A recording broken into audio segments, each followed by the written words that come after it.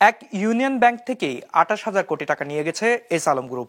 ফলে তারল্য নেমে গেছে ১,০০০ কোটি টাকার নিচে, যার কারণে আমানতকারীদের টাকা ফেরত দিতে পারছে না ব্যাংকটি।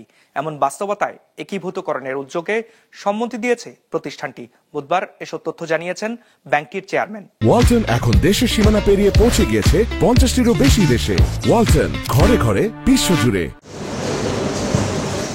শেখ হাসিনা সরকারের আমলে দেশের আর্থিক খাতে চলে ভয়াবহ অনিয়ম, লুটতরাজ। এক এস আলম গ্রুপই দখলে নেয় ৬০টি ব্যাংক, যেগুলো থেকে লক্ষ কোটি টাকা তুলে বিদেশে পাচার করা হয়। ব্যাংকগুলো পড়ে চরম তারল্য সংকটে। গ্রাহকের আমানত ফেরত দিতে না পারায় অসন্তোষ বাড়ে। রাজনৈতিক পট পরিবর্তনের পর নতুন গভর্নর দায়িত্ব নিয়ে ব্যাংকগুলোর সম্পদ পুনঃমূল্যায়নের উদ্যোগ নেন। এরপর দুর্বল শরিয়া ভিত্তিক সোশ্যাল ইসলামী ব্যাংক, ফার্স্ট সিকিউরিটি ইসলামী ব্যাংক, ইউনিয়ন ব্যাংক, গ্লোবাল ইসলামী ব্যাংক ও এক্সিম ব্যাংক একীভূতকরণের কথা জানান। ব্যাংকের তারল্য সংকট মোকাবেলা করতে না পেরে অবশেষে একীভূতকরণে সম্মতি দিল ইউনিয়ন ব্যাংক। এ নিয়ে বাংলাদেশ ব্যাংকের গভর্নরের সাথে বৈঠক করে ইউনিয়ন ব্যাংক পর্ষদ। পরে চেয়ারম্যান জানান, তারল্য সংকটের কারণে আমানতকারীদের টাকা ফেরত দেওয়া যাচ্ছে না। এই জন্য ব্যাংক নিয়ে যে সিদ্ধান্ত হবে সেটাই ভালো। এক্ষেত্রে ব্যাংক একীভূতকরণ, পুনর্গঠন বা অন্য কিছু হতে পারে বলেও জানান তিনি।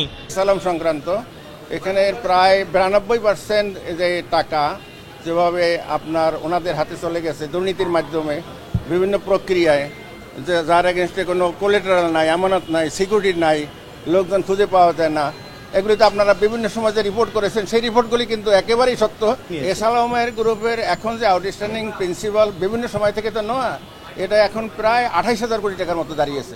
চেয়ারম্যান আরও জানান, ইউনিয়ন ব্যাংক থেকে ২৮,০০০ কোটি টাকা নিয়ে গেছে এস আলম গ্রুপ। যাদের নামে ঋণ নেওয়া হয়েছিল তাদের খুঁজে পাওয়া যাচ্ছে না। টাকা কোথায় রয়েছে বা পাচার হয়েছে কিনা তা বের করার জন্য ফরেনসিক অডিট চলছে। গভর্নর সাহেব অন্তত আরো ৫টা মার্জার হইতে পারে, অ্যামালগামেশন হইতে পারে, রিকনস্ট্রাকশন হইতে পারে, যেটা অ্যাপ্রোপ্রিয়েট হয়, বেল আউট হইতে পারে, যেটা অ্যাপ্রোপ্রিয়েট হয় সেটা চিন্তা করব। তো আপনারা আপনাদের মতামত কি? যে আমরা তো আমাদের সাথে স্যার দ্বিমত পোষণ করতে পারি না। ডিপোজিটরের টাকা আমরা সংরক্ষণ করতে হবে, তাদের দাবি মেটাতে হবে। আমরা তাদেরকে এটাই বলতে চাইছি যে আমরা ইন দি ফিল্ড আমরা খুবই অসুবিধার ভিতরে আছি, কারণ সবসময় ডিপোজিটররা তাদের টাকা নেওয়ার জন্য আসে।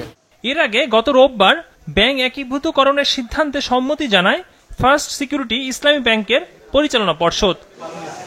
একরামুল ইসলাম খান, বিজনেস রিপোর্ট, মাছরাঙ্গা টেলিভিশন।